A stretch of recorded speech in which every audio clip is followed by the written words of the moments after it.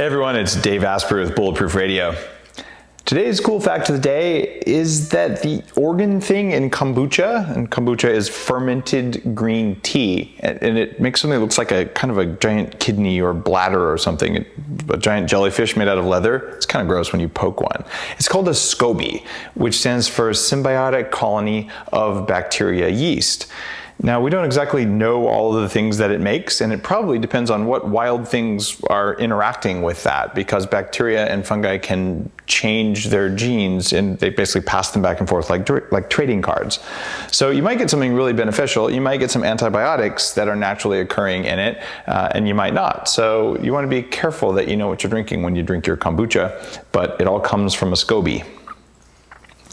You might have noticed, if you're watching on iTunes Video or on our YouTube channel for Bulletproof, that things look a little different. This is the first ever show that we're shooting in the Bulletproof Biohacking Labs here on Vancouver Island. The floors are barely done, the kitchen's not in yet, but this is the first time when we can film, and we have a live studio audience, which is really, really cool. These are some of the Bulletproof team here just to sort of celebrate the opening and to have a good time. So we figured, what the heck, I'm gonna shoot this and we'll just party on. You might have also noticed that sitting next to me is my buddy Zach. Zach, here, have some of this. Oh, thank you. You might have also noticed.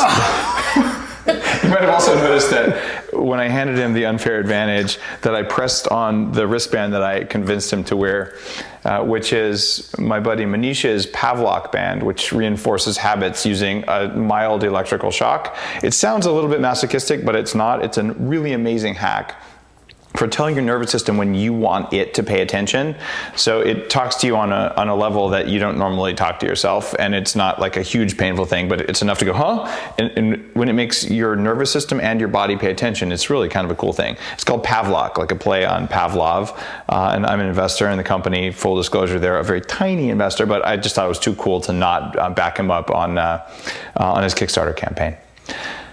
So now am I being reinforced not to have unfair advantage? Because you handed me the unfair advantage and then shocked me. I didn't think about that. I know he's having amazing results with smoking cessation. Yeah. So people who, every time they touch a cigarette, they shock themselves. After a while, a while being a few days, they just don't care about the cigarette anymore. Like their body's like, ugh, like that's gonna cause me to be shocked. But Manisha's doing some other crazy stuff with that. So that's just kind of a cool thing, but this is one of the early prototypes. So since you were up here, I had you wear it instead of shocking myself, because, well, you know, it was funny. Well, thank you, Dave. I appreciate it. Today's episode is going to be about Q&A. So Zach, just to introduce why you're on the show, sorry. Cool. So all of the questions from today's episode come from the podcast submission, question submission form on the blog on bulletproofexec.com. So if you ever have any questions that you want to ask Dave, go to the blog, and on any of the podcast episodes, you can go to the very bottom and there's a little form there and submit your questions, and they may be on the next show. So our first question comes from Valerie, and she says, I have started following the Bulletproof diet for 2 weeks. The one thing that I have so much trouble with is quitting Diet Cokes. I swear there is cocaine in them. Could you tell me what happens in the gut when I drink Diet Coke? How does the acidity affect the gut biome? And any more information I have may be the one thing that gets me to stop drinking the Diet Coke. The sweetener in Diet Coke, aspartame, is probably, that's the worst part of this. This stuff is addictive, but one of the things it does is it forms formaldehyde in temperatures above, from memory, something around 87 degrees, maybe 90 degrees. Don't quote me exactly on what that temperature is from memory, but enough that ambient temperatures, or particularly in coffee or something, it converts to formaldehyde, and formaldehyde is a potent toxin in the body. You don't want that stuff inside of you. It also is shown to be addictive. It causes cravings. It also causes sugar cravings, because what happens when you eat that stuff is that it triggers excessive transmission of impulses in the brain. They call it an excitatory neurotransmitter, and MSG is similar. So what happens is that the brain has too much of this aspartate, which is triggering your neurons to fire, and then it can't pull all the extra aspartate out of the synaptic gap. So what ends up happening is the cells keep firing and firing until you run out of energy in the brain. And when you run out of energy in the brain, you run out of willpower. then the body says, oh my God, we're dying here. Give me some more energy. Give me sugar. So then you get a sugar craving. And because you've been programmed by Diet Coke to not respond to sugar cravings with sugar, but with NutraSweet, you do it again. So you're on this nice little pipe of, oh, I'm so tired, I just need a little bit of this stuff. It's not a good thing. There are studies that show almost every artificial sweetener you can think of have bad effects on the gut biome, and there are studies showing aspartame isn't good for the gut biome. I don't remember off the top of my head exactly what the shift in the biome is, but there is a shift that happens as a result of it. The acidity probably isn't a very big deal. Your stomach is full of hydrochloric acid. So there's a little bit of extra phosphoric acid in there, but in the overall scheme of things, your bones are made out of phosphorus. If you're worried about acidity, take a little bit of baking soda. You can cancel that out pretty quickly. That's not the issue. It's the NutraSweet and potentially the caramel coloring, depending what country you're drinking it in. All right, Valerie, if that doesn't help, you can always go to Pavlok.com and see if that works. It's a good idea, isn't it? The next question comes from Nancy, and it's about Bulletproof Coffee. I just started drinking the coffee and love your recipe. Question, can I use coconut butter instead of coconut oil? Coconut butter is interesting. It depends on exactly what Nancy's talking about in this question. So some companies market coconut butter, but what it is it's extremely finely ground coconut pulp, basically like shredded coconut with coconut oil in it. And you can use that, but it creates a very different mouthfeel, and you're not getting the 6x benefits that you get from XCT oil or the 18x that come from brain octane oil. And what happens with the other kind of coconut butter, which sometimes is just coconut oil that's marketed as coconut butter, in that case, yeah, you can use that. And in the book, I recommend you use it, but it's not really Bulletproof Coffee, because if you ate 18 tablespoons of coconut oil, you'd Ralph, or you'd get the worst disaster pants ever. If you eat 1 tablespoon of brain octane oil, then you're not going to have those effects, and you're going to be able to get the part of the coconut oil that is most effective for your brain and for turning on your energy and for shifting into ATP most quickly. And that's why I recommend using that instead of coconut oil. Is coconut oil better than soy milk? Yeah. Fair enough. Okay, the next question comes from Sarah, and she says, my husband and I have been following the diet for a month now. All is going well and we love it, but I have one issue that he doesn't. I don't seem to be able to eat any of the desserts. I get a mean stomach ache when I do, even to get some ice cream. Have you heard of this before? Only from the desserts. I'm guessing that means that these are desserts made with xylitol? That's what I was thinking too. Okay, this means that you need to look at the label on your bag of xylitol and see where it's from. If it doesn't say, it's from China. And if you want rapid gut cramps, races to the bathroom, and disaster pants, I highly recommend xylitol made from genetically modified corn in China. If you would like to feel good and you want to eat xylitol, then you would want to have xylitol that was made from North American hardwood. It's basically birch syrup. And what they do is they take basically sawdust, xylose is what they do, and they remove all the things that aren't xylose, which is wood fiber. And then they hydrogenate it, which isn't a bad process. It's only bad when you do that to oils. Adding hydrogen to xylose makes xylitol. And that's what the birch tree does naturally. We can just accelerate that process to make this kind of sweetener. Xylitol is shown to increase bone density, actually, in a study of women who eat reasonably normal amounts, I believe like 20 grams a day, someone who uses it as a sweetener in their food. And xylitol is a really good taste, about 40% sweeter than sugar. There are some people, though, who have what you could call SIBO, small intestine bacterial overgrowth. And for those people, xylitol may represent a problem for them. It's very personal dependent. So make a recipe to use stevia instead of xylitol and see if that's the problem. If all of them bother you, it's almost certainly the problem. Either that or it's an egg allergy or a chocolate allergy or something like that. And I had a similar effect when I first started using xylitol, where I got that stomach ache a little bit and maybe some disaster pants, and it just, ramping up slowly over time helped that. I also blended it with like stevia, like you mentioned, and that can help. So. Oh, really good point. There's an enzyme that the pancreas makes, and it's called was it xylanase? Yep. And xylanase is something we can make because xylitol is normally present in your body anyway. And when you eat it regularly, your body's like, I guess I should turn on my digestion for xylitol, and then you just keep making it. So I use xylitol a few times a week, and my body handles it just fine because it knows how to digest it. So your other thing to do, ramp way down and just take like half a teaspoon regularly, but make sure it's the good stuff, not that Chinese stuff. And there's also erythritol. Is that different than xylitol in the way it acts in your stomach? There are some differences in the gut biome in the mix of erythritol and xylitol. Erythritol is exclusively made from corn, and it's usually made from the corn cobs actually, and it's free of mycotoxins from the processing. As far as I can tell based on research, corn is a major source of fusarium-based mycotoxins. So what you want to do there is try out the difference between the two, and one may taste better, one may work better than the other for you, but you can sort of train your body to use both of them. Xylitol also has a very big effect on bacteria on your teeth. They lose their ability to adhere, and it can actually treat ear infections and sinus infections. If you read my posts about how to deal with airplane travel or jet lag that comes associated with travel, I talk about using xylitol even in your nose to keep from getting the chronic sinus infections that just plagued me for so many years. I was on antibiotics for 15 years, just about every month because of sinus infections like that. Xylitol can really help. So it's got a wide array of uses that erythritol doesn't, but you can use both. All right, the next question comes from Dawn, and she says, "You've changed my life. In fact, I'm 5 months pregnant right now with a big, healthy baby boy." I didn't do that, just so.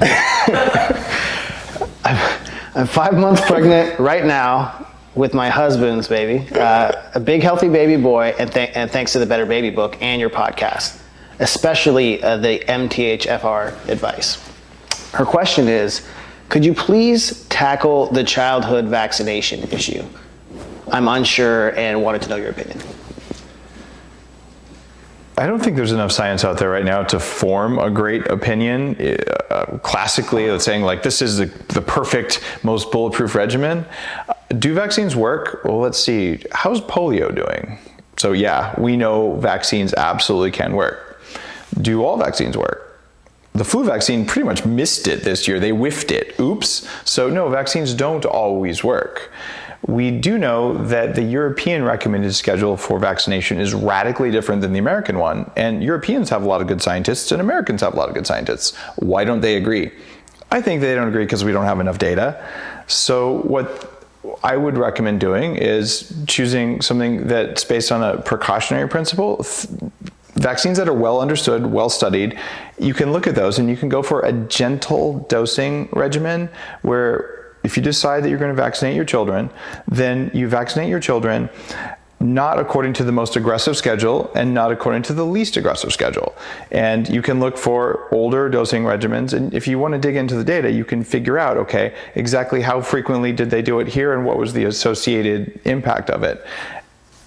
There's a lot we don't understand about how the immune system works. We're uncovering huge amounts of this stuff as we speak. There's probably been 10 studies about immune function saying things we didn't know.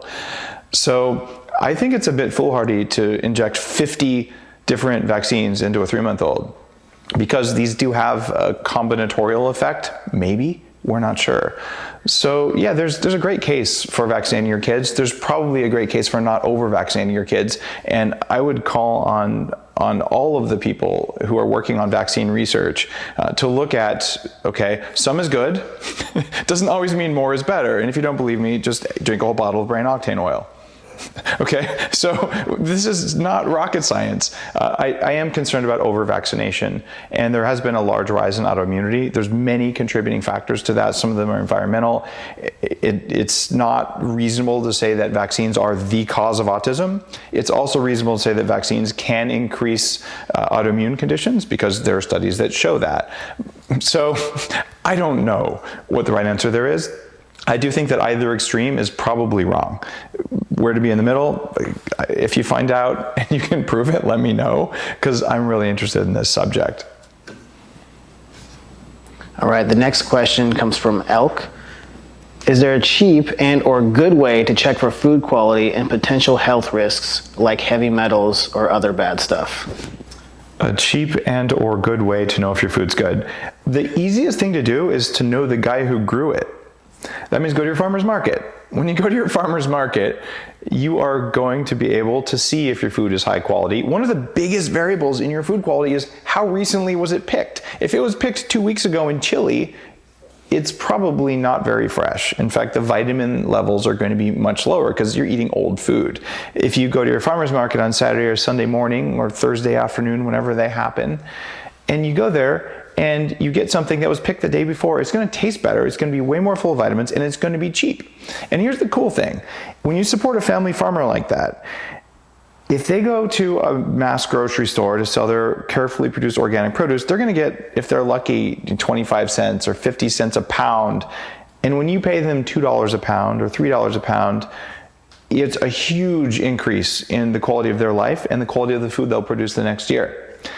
You get better food, they get better margins, everybody wins. So that is one way. The other thing is get a garden. It's relatively easy to grow things. Even in a city, you can have a little windowsill garden. You're not going to feed yourself with that. But if you have a backyard, you can grow your own stuff. Certainly, I'm working hard on growing more of our own food this year. We should have almost all of our vegetables grown in our backyard. So those are the cheap and easy ways. If you want to go to a restaurant and know that the food is cheap and high quality, good luck with that. Restaurants are in business to make money because otherwise they close their doors, they can't pay their employees, they can't pay their insurance, they can't pay their rent. Most restaurants fail actually because of those variables. So they are going to serve you the best food they know how to serve you based on what they believe is healthy, which may be a low-fat thing, it may be more soy is good. The design principles behind the menu are usually flavor-based in the normal restaurant, which is good. You want your food to taste good. And they might also be quasi-health based, where it's supposed to be healthy, but it just causes food cravings, which had been my experience for a long time. So as I look at the business plan for the Bulletproof coffee shop in Santa Monica that's opening pretty soon here, I'm running up against this all the time, and I'm opting for food quality as the most important thing, but that doesn't mean it's going to be the cheapest restaurant. I guarantee you that Taco Bell and McDonald's will always be cheaper. There will be quality differences. So to say you want cheap and high quality, we all want that. However, usually it costs more to make high quality, and I don't know how to solve that problem, but I'm working on it. The way we solve it really is to do things like the Bulletproof Diet book and to go out there and change demand.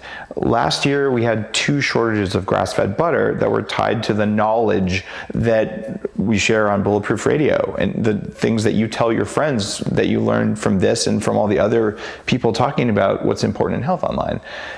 That means that people are now changing the feeding practices of animals so they can sell grass-fed butter because now people demand it.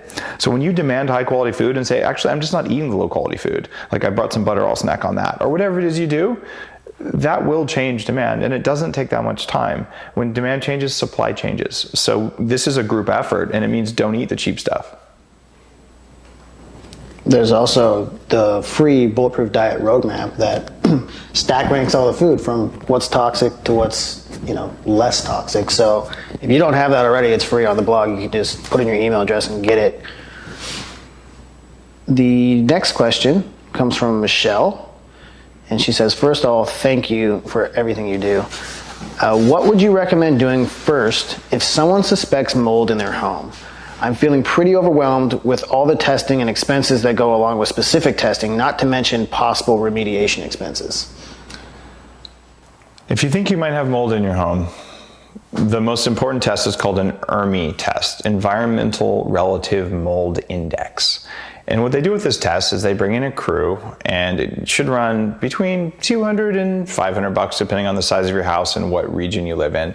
They collect air from inside your house and air from outside your house, and then they compare the spore count and type between the two areas. If you have 100 times more toxic mold inside your house than outside your house, that's pretty darn conclusive that that's something that's going on. According to the experts that I interviewed in Moldy, the documentary that's coming out soon this year, you can go to bulletproofexec.com/moldy if you want to sign up for that. Just a notification of that. This is a really important film. We just screened it right before recording this episode of Bulletproof Radio, and it gets better every time we edit through it, so I'm super stoked on that. But what the experts in that said was between 50 and 70% of buildings they believe have water damage that leads to toxic mold. It's even worse when you're talking about things like public schools where maintenance is a major issue, or in a building made in the 70s that hasn't been well maintained. These are very commonly moldy, and people who have been previously exposed tend to get sick quickly in them. People who have not been exposed tend to just not thrive in them. So the sneaky thing about mold is it makes you weak, it makes you tired, it gives you food cravings, it makes you cranky and angry and gives you bad dreams long before it does the other things that it's proven to do in like 1,200 plus studies, where it can cause cancer and heart disease and all sorts of chronic autoimmune conditions. And wow, this is bad stuff. Even environmental mold can trigger gluten and casein milk protein sensitivities. So you weren't allergic to them, you moved into a moldy apartment building, and now you have food allergies that may last for years or even for life. So this is big stuff, and you can't see it, so most people think it doesn't exist, but it's there, and the ERMI test is how you can find out if it's in your home. Okay. The next question is from Dorian, who's 78 years old. I read many years ago that charcoal reduces one's absorption of nutrients when taken along with food. Is this still true of your particular version of charcoal? The Bulletproof activated coconut charcoal product is different than normal activated charcoal that's out there. We use an acid washing process which removes heavy metals that tend to accumulate when you build up charcoal. But the thing we do that's most unique and most annoying, frankly, is that we use the very finest, very small fraction of the activated charcoal that comes out of the activated charcoal creation process, which means it's far more likely to be airborne, but it has a much greater surface area than the average activated charcoal. That means it works better for sticking to toxins, because there are studies that show tiny particle size is important. The smaller the particle, the better the efficiency. That said, will it stick to micronutrients in food?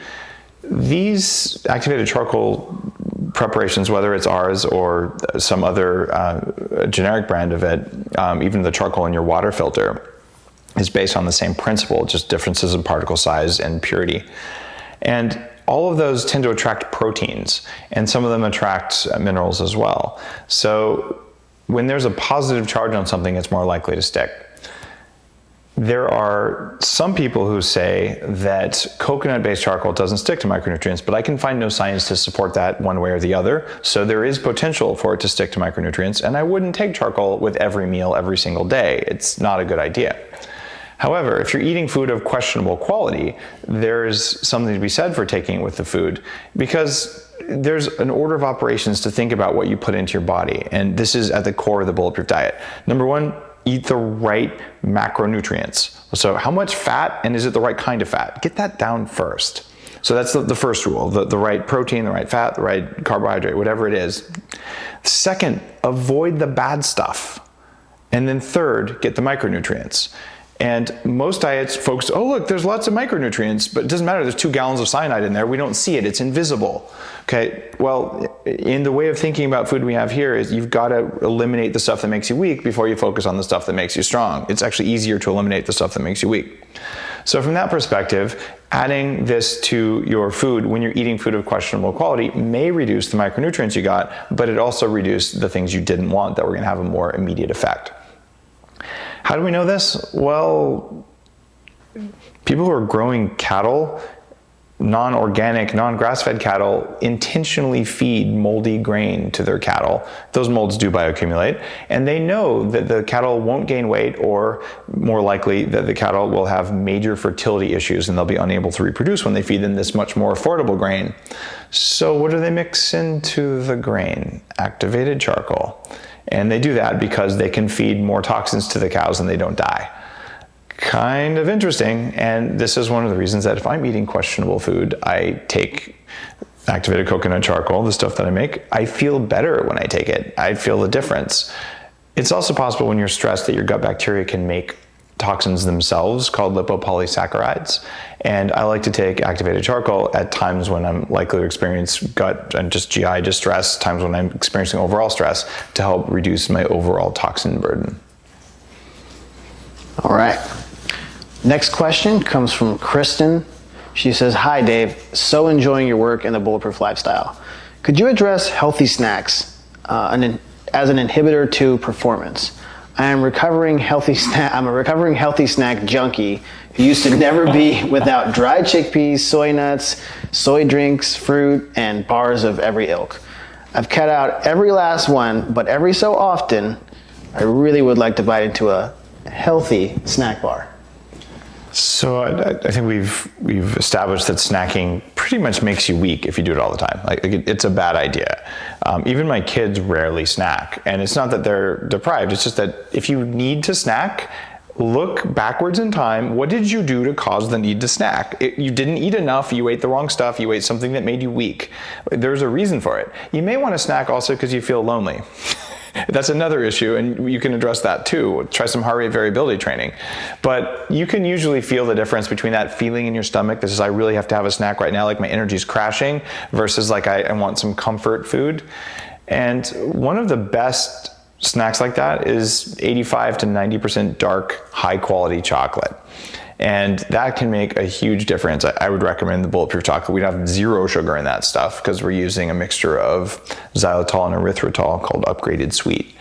And that whole idea of getting some fat in and having that creaminess and just the brittleness when you first bite into a piece of chocolate, that's the snack that I would go to. I don't snack terribly often, but if I do, it's super dark chocolate. That just seems to work really, really well. Other people will snack sometimes on a handful of nuts. Over-consuming nuts tends to cause food cravings. Like I used to eat bags and bags of them, thinking that was a super healthy snack. The healthiest snack is no snack. I know that sometimes when you're traveling or you're in a difficult situation, you don't have a full meal. So that's, I think, when it's appropriate to snack, especially with a chocolate bar. And we are working on some stuff right now. Oh yeah. For something that you could take with you on the go, that'd be easy when you're traveling or when you need a quick fix. You're talking about the butter injection kit? Exactly. I wasn't gonna let it out, Dave. Gosh. Yeah. Well, I'm really working on hacking that. You guys probably don't know this, but I think I fly about 100 times a year. I've certainly peaked over above 100. I haven't tracked it this year, but that's a lot of flights. And airplane food, I never eat it no matter what. It simply isn't something that I do because I've never felt good after eating airplane food. It's always substandard, even in first class. It's not very good. So I wait until I get to the airport, and there's times when I'll go 20 hours without eating, but I don't feel that deprived because I did start out with Bulletproof Coffee, and I will actually make Bulletproof Coffee on a transatlantic flight. I have no problem asking for hot water and brewing it myself right in the seat. It's kind of annoying, but I'll do it. There's a YouTube video of you making it when we were at the Whole Foods, just showing you how you can actually make Bulletproof Coffee without even having a filter anywhere. Just you need hot water. Yeah, hot water and 1 cup is all it takes. Ideally 2 cups if you're really gonna be luxurious. That's true. Yeah, that's on YouTube. Yeah. Yeah, cool. And also, if you subscribe to the quarterly box for Dave, there was a butter dish, a travel kit that you can keep butter with you wherever you go. So it's another great, hey, I'm hungry, I haven't eaten, just have a little bite of butter with some, Mary's Gone crackers or something like that, or make Bulletproof Coffee on the go. Some people don't know what a quarterly box is. Quarterly is this cool partnership we have where all the time I come across cool stuff, stuff that I want to try, stuff that I have tried and that I think works. And so I put together a package about once every 3 months, which has a whole bunch of the stuff you get at a big discount. And it's just hand selected by me for things that biohackers or just people who want to perform well all the time would be interested in. And it's become pretty popular. I don't know the URL for it though, Zach, do you? You can go to quarterly.co and just search for Dave, or you can search for Dave Asprey Quarterly and you'll find it pretty easily on Google. Cool. The next question comes from Ella. And funny enough, it's about butter. She says, are pasture-raised cows the same as grass-fed cows? I'm thinking specifically about Organic Valley butter. It does not look yellow. Where can I find the real thing? I'm in Santa Monica, California. Will you be selling butter at your new upcoming cafe? Well, pasture-raised is legally safer to say than grass-fed. So there's all sorts of upset dairy industry lobbyists talking about grass-fed these days. So you will find that there's a lot of butter in the store that says grass-fed, and there's a bunch that says pastured. My experience is that most of the pastured stuff is actually grass-fed, but that the attorneys for those companies have said it's less risky to say pastured. And I believe Organic Valley is the one who has their pasture butter, which during summer months is 100% grass-fed. So I think that that's okay, but you might want to call them and double check. I'm a huge fan of 100% grass-fed butter. That said, if you get 90% grass-fed butter, you're probably doing better than most. In fact, even the butter I recommend the most, Kerrygold, from Ireland, during winter months, it may be fed up to 10% grain or supplement. And the reason for that is there isn't enough grass. And so a lot of dairy farmers get actually upset, saying, well, okay, where I live, where cows thrive, there's a couple months where it's not reasonable to feed grass. There's other farmers who get around it by buying like basically low quality grass that's been dried and feeding it like hay. So you can sort of hack that thing. But bottom line is that if it's pastured, it's almost certainly better than something that isn't pastured or is just plain organic, because organic corn and organic soy can make organic butter, but it's not right. So pastured is good, 100% grass-fed, even better. Yeah, this question comes up quite often on our site and on social media, and there are some places, like even here in Canada, like it's hard to find a good quality, like 100% grass-fed butter. But that's why on the Bulletproof diet, there's, the green, there's the yellow, orange, and red. So if you're in the green or the yellow, you're probably going to be okay. And obviously check, how do you feel? Like if you feel okay, then you're probably doing all right. Yeah, that how am I doing now, n equals 1 thing is really important. There's another part of this though. Number one, I'm working on making a national brand of grass-fed butter available in Canada, not a Bulletproof brand, just working on helping some people who are working to make that happen. So because I live in Canada and have for about 5 years now, I really, really care about availability of grass-fed butter here. And so it's an unfortunate political situation tied to international quotas, but in Canada we don't get much foreign butter at all. It's quite hard to do. So they're working on making a domestic source. Awesome. Second part of the question though was, in the Bulletproof coffee shop, will we be selling butter? Not entirely sure yet. There's a pretty good chance of that. Until the doors open, there's always some last minute juggling there. There'll be an awful lot of butter in there, but whether we actually sell it as a retail product, I haven't figured that out yet. Okay, the next question comes from Rita. I wonder why your site indicates a consult with a doctor is needed before using brain octane if you have a history of kidney stones. Can you elaborate? That's what the attorneys told me to put there, so I put it there. Okay, pretty simple. The next one's from Dan. Your interviews are a level above. I think you're a freak, which I admire, and you have been a great help to me. Just wondering what you think about nicotinamide riboside, if anything, as to how it stacks up, in your opinion, as a supplement for increasing NAD+. One of the core tenets of just about every biohack, not all, but just about all of the biohacks that I really love, is raising mitochondrial efficiency. The mitochondria are the power plants in your cells, the things that make ATP.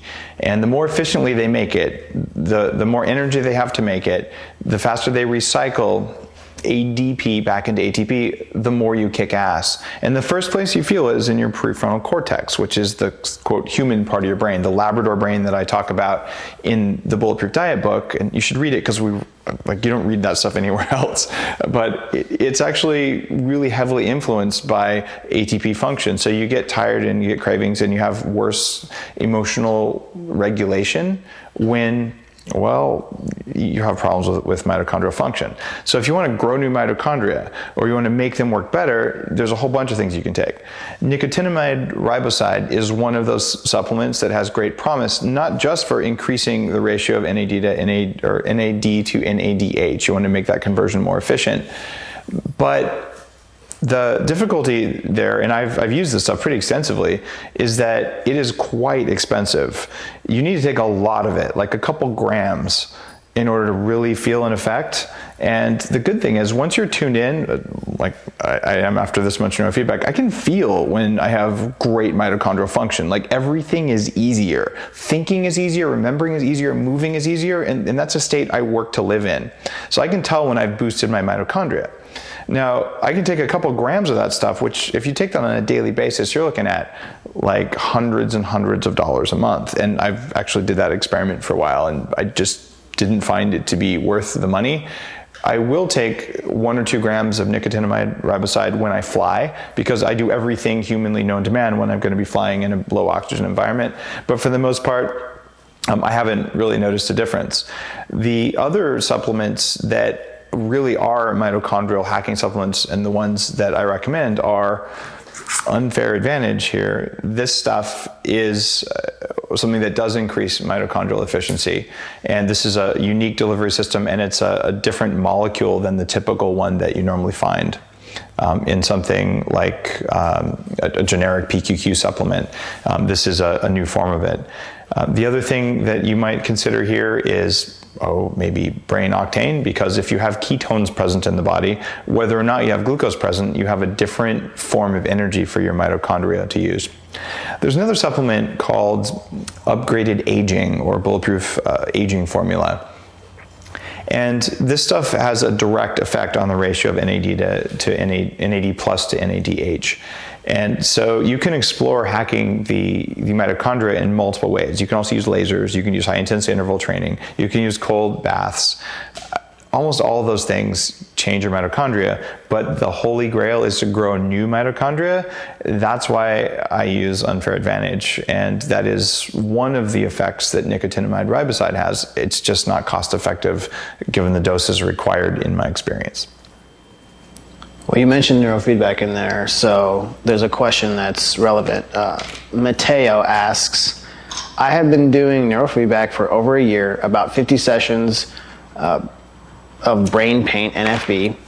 Since I saw your video about neurofeedback, I started using Nootropics before the sessions, and my scores improved 500%. Yeah? I just don't know if that could inhibit my progress and or preventing long-lasting effects. What say you? I wonder if this is Mateo from Ancient Organics, our buddy over there. I don't know. If so, I want to talk to him. Nootropics work during neurofeedback. I've used nootropics during neurofeedback. In fact, I regularly use them at 40 Years of Zen. It's even built into the protocol with clients to use specific things that give you the endurance. So it's kind of like, have you ever had a cup of coffee before going for a workout? You get a better workout and you get more effects from that. When you're going to go to the time and trouble and expense of hooking electrodes up your head and focusing with every drop of your willpower, do you want to go in there tired? Do you want to go in there without enough energy or with sort of suboptimal performance, or do you want to train at your peak state? My belief there is you want to train at your peak state. The problem is that certain drugs or certain supplements can have an effect on your alpha brainwaves, and depending on the type of training you want to do, that could be really a bad thing. For instance, caffeine suppresses alpha during advanced alpha training. So I use caffeine most days, but when I'm doing neurofeedback in the alpha spectrum, I actually don't use caffeine on those days. I use decaf instead, because I really want the brain octane and the grass-fed butter effects so I can have that happen. I take the racetams, and I believe they're worth taking during neurofeedback training. I really do think that if you got a 500% improvement, that says you probably should be on those nootropics on a regular basis. And to sort of train without the right shoes and without the right fuel, it doesn't seem to make a lot of sense to me. And training without nootropics, that, assuming these are healthy ones like Unfair Advantage, things that aren't coming with a double-edged sword there, I think there's a good case for that, and I use it with my clients. All right, our last question for today's show comes from Jose. He says, hello, I heard the show about oxygen therapy and I really liked it. My question is, can you drink hydrogen peroxide? If so, what would be the recommendation in terms of dosage, frequency, etc.? Can you drink hydrogen peroxide? You can, and it can kill you. However, there are treatment protocols, mostly pretty out there, and I've actually used them because I tend to find weird stuff and decide if it's likely to kill me and see if it'll benefit me. The typical protocol is to take 35% hydrogen peroxide, which is horribly strong. They use 100% as actually rocket fuel, but 35% is enough to like burn all the way through your skin. So you take 1 drop of that in a big glass of water, and then it's sterilized in the water, and it's meant to sterilize your gut and to actually allow the healthy bacteria that are oxygen loving to survive. Your body can handle hydrogen peroxide. It actually manufactures hydrogen peroxide in your immune cells. There's another set of protocols where you take extremely diluted hydrogen peroxide, you inject it into a vein under a doctor's care. It's one of the oxidative medicine things. I've done that as well. Intravenous hydrogen peroxide feels very weird when you have a sinus infection. You kind of feel weird things bubbling where it shouldn't. You also can use it rectally. If you take the 3% stuff from the drugstore and do any of this stuff with it, you're really doing it wrong. Don't do that. In fact, all of these things you want to do like under the care of a nutritionist or an integrative medicine practitioner or a doctor, because you can kill yourself with hydrogen peroxide. You can blind yourself with it. You can cause burns, especially the stronger formulas. And you want medical grade if you're going to do something medical with it. So these are medical procedures more so than health procedures. But the typical protocol that I've read about when I tried many years ago, when I was working on trying to figure out why my gut never worked right, was 1 drop in a glass of water on an empty stomach the first day, 2 drops in a glass of water, so on up to, I believe it was about 10 drops. I would not recommend using this protocol right now, just off the top of your head from what you hear here. But if you want to look at using oxidative medicine, there's a great amount of research. We've had Dr. Rowan on the show, and it's part of ozone therapy. And there's good info online about how to use hydrogen peroxide in very controlled, very precise, very pure doses to improve your performance. And there's merit to that discussion. There's just risk to it as well. Awesome. Well, great answers as always. Great information. Thank you, Dave. It's probably why these are the most popular Bulletproof Radio episodes. Just want to remind everybody that you can submit questions for the Q&As on the blog at the bottom of the podcast posts. There's just a form there. Put in your question, and maybe Dave will answer it next time.